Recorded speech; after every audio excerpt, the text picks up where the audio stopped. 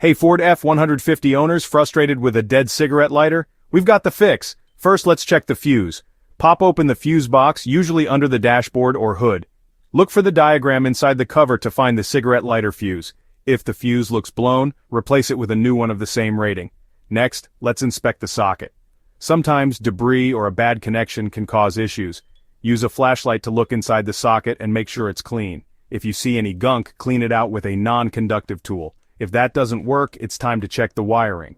Make sure all connections to the socket are secure. Look for any frayed wires or loose connections. If you spot any damage, you'll need to repair or replace the wiring. Still no luck? The problem might be the socket itself. Over time, the socket can wear out and stop working. You can get a replacement socket at most auto parts stores. Swap out the old one, and you should be good to go.